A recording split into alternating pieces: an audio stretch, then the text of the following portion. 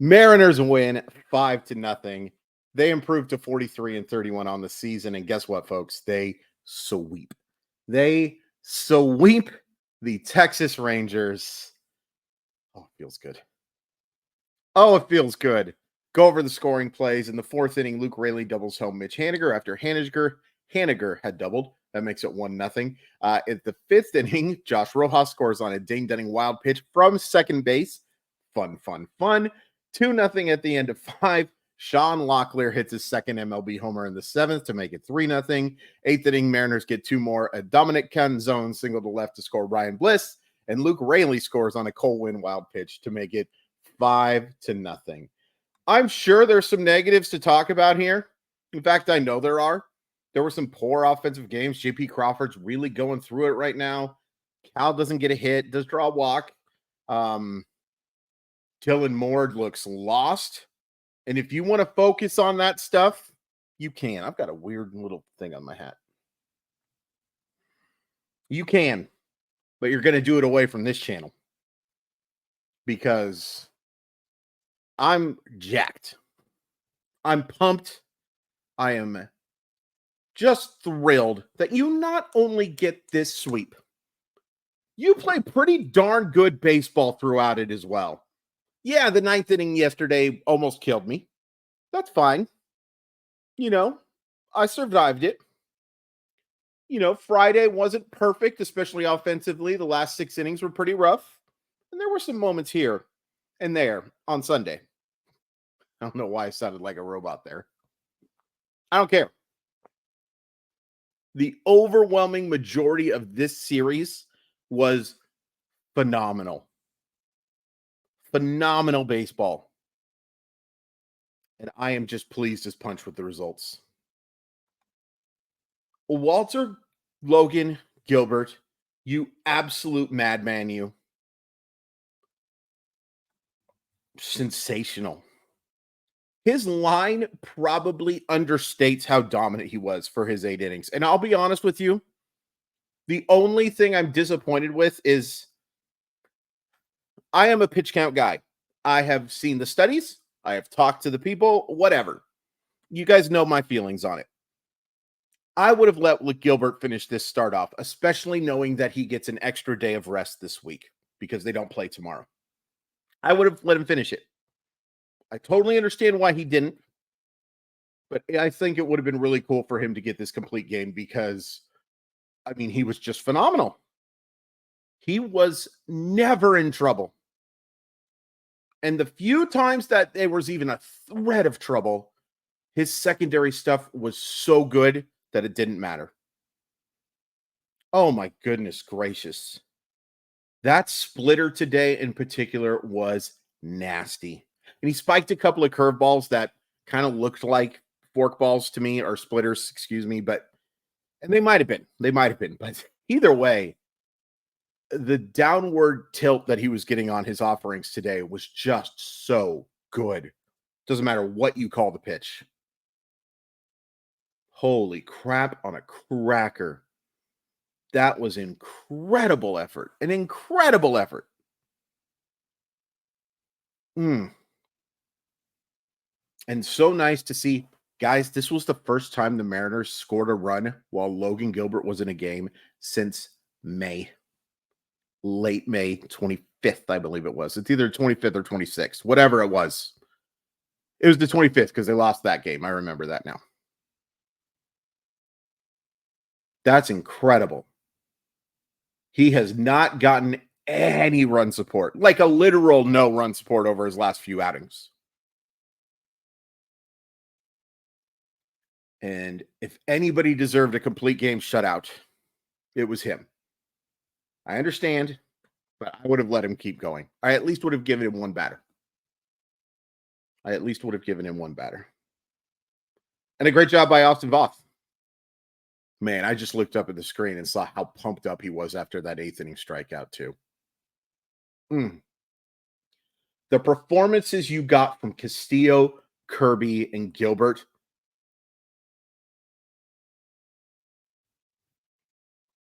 Usually I'm shaking my head like this because I'm angry. I'm anything but right now. I'm anything but. Oh, just a phenomenal job by the pitching staff this weekend. Minus one guy. Dang, man. That was so cool. So cool. Simply Seattle provides the very best in Seattle sports gear. Awesome stuff for the Mariners, of course, but also the Kraken, the Seahawks, the Supersonics, Storm, Sounders, Huskies, Cougars, Rainiers, Ballard FC. You can find it all at Simply Seattle. And once you find it all, don't check out just yet. Use code MOLLYWOP15, MOLLYWHOP15, because it takes 15% off your order. And it also shows that you're supporting this show and Mollywop Monday. Boy, I can't wait to Mollywop Monday, by the way.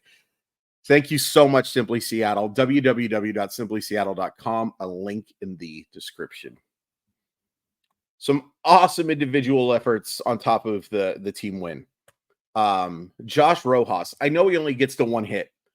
I think there was a little bit of a statement made, which is a weird thing to say, and maybe this is going too strong because he ends up getting out and they don't score a run for another 3 innings.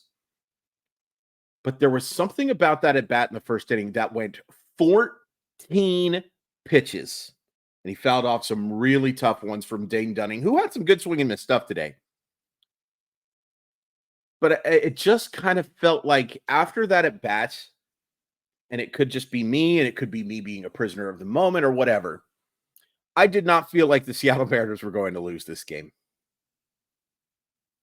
I did not. And they didn't, so I was right. There was something about that at bat. And it's one of that at bat is a great example of why a lot of people I talk to have kind of fallen in love with this guy. They sure have. Not everybody. I hear from a lot of people that are not big fans of him, and justifiably, look, not justifiably so per se, the person, but he's scuffled with the bat. No question about that. After that red hot start, these numbers have tailed off dramatically. But these last 2 games have been pretty darn good. Him scoring on that wild pitch from second base, the hustle, the grit, the intensity, you love to see it. And folks, when the reaction from Julio when Josh Rojas scored that run, JR and JR, which I didn't put together until today, but I saw some people mentioning it on Twitter.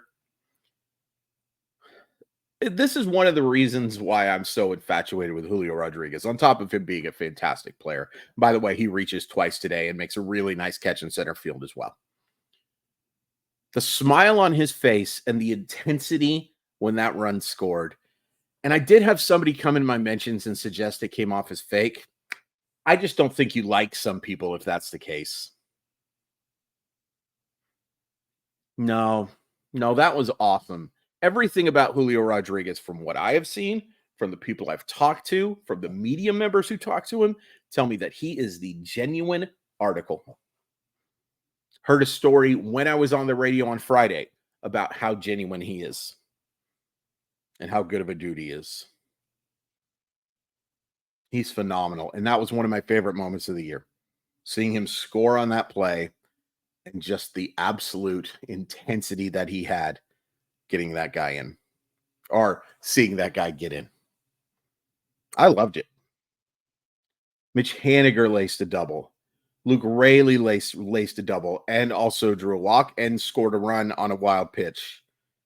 Canzone reaches twice. He gets that big opposite field hit to basically put this thing to bed and to make it so you don't have to use Munoz. And now Munoz gets tomorrow off and should be completely ready to go for the big series coming up. And it's a big series. We'll talk about it. Tyler Locklear just destroyed that baseball. Absolutely mollywopped it. If there's ever a reason to use code MOLLYWOP15, there you go. He shellacked that thing. There have been some really poor at-bats from Tyler Locklear. but you have seen the hints of what could make him a really good player. A really good player. When Ty France is ready to go, yes, I am sending Tyler Locklear back to AAA.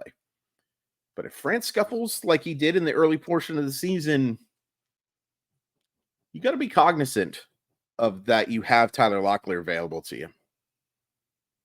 I think so anyway. I wish I had something good to say about Dylan Moore's game, but that was pretty rough. And it's been rough for a while, but sorry, Dylan. So let's just look at those standings real quick. Let's just give them a smidgen of a look-see-wooksy. Going in reverse order. The Oakland Athletics are 26-47, 16 and a half games back. They have to play another game today in a doubleheader. The Angels were absolutely kicking the Giants. You know what? The last time I looked, I'm not sure. Oh, actually, I was looking at the wrong score. That was the Diamondbacks beating the crap out of the White Sox. Big shocker there. San Francisco's beating the crap out of LA 13-3. Okay, so that's going to be putting the Mariners 13 and a half games up on the Angels, that 28-43. The Astros won, they're 33-39. The Rangers lost. Did you hear the Rangers lost? Because I think I saw them lose 3 straight games. Did you guys see that? Have you heard about that? Not right now.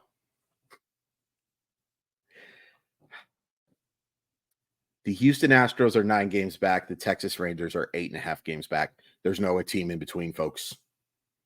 The Seattle Mariners on June 16th, 2024, have an 8.5 game lead on the division. And I talked about it in the last video, how winning the division is good, but not good enough, but good. It's big, man. Have you seen how much better this team is at home this year than on the road? They're 27-12 at home. They're 16-19 away from Safeco. And I called it Safeco, and I'm not going to correct it. Even though by mentioning that I'm not correcting it, I am correcting it. Have you looked at this team's ERA at home compared to on the road? Some of that is regression, that you just have to give up runs somewhere. But there's also no doubt that they pitch better. They play better at home. Most teams do. Look at Cleveland. Look at Kansas City. Look at New York. Look at Baltimore. Look at their records at home. Look at Minnesota's record at home. All substantially over 500 at home because it's easier to win at home. Look at Philadelphia. Look at Milwaukee. Look at the Dodgers. It's a big deal. And the best way to get home games in the postseason?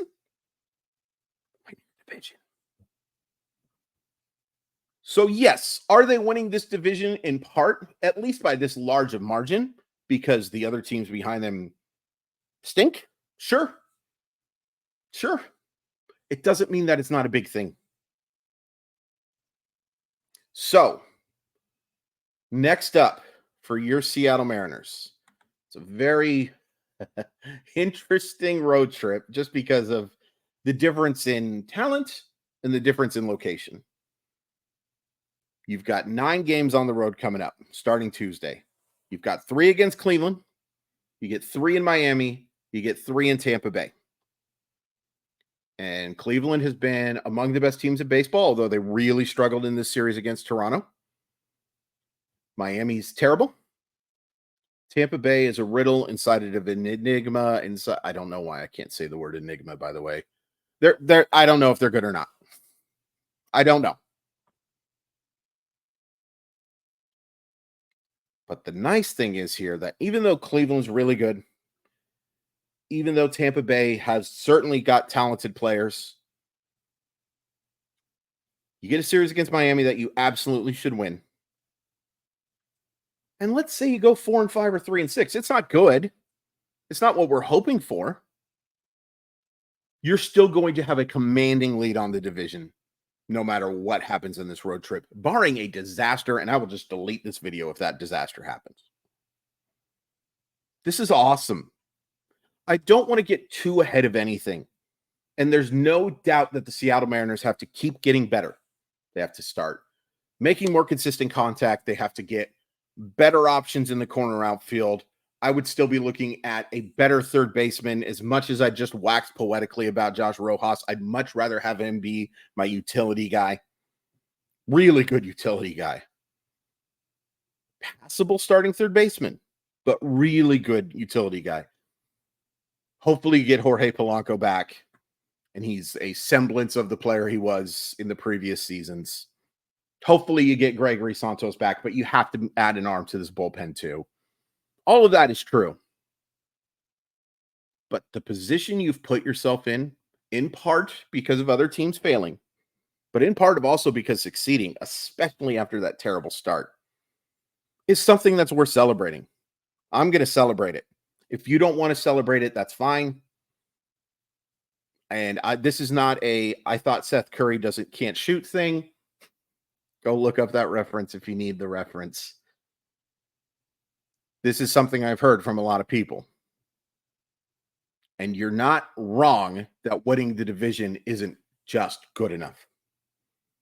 But winning the division is really good, and you have put yourself in the strongest of holds possible. Pretty much. I mean, that's a little hyperbolic.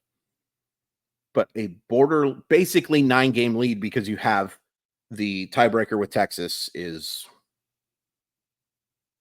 close to 10-game lead, really. I'm rambling. This is awesome. This is awesome. I'm going to go celebrate with Grandma. I'd appreciate you hitting like. I'd appreciate you hitting subscribe. I'd appreciate you hitting join. We're going to have a live chat before Tuesday's game. I love this. I love this. Great job. And Walter better not have to do a dang thing one thing. And I wish I had done this earlier. A very happy Father's Day to everybody who celebrates. Today was a tough day for me outside of this game. I had to work 5:30 to 1. I did not have a distraction, if I'm being honest with you. I miss Skip a lot. And I love my dad.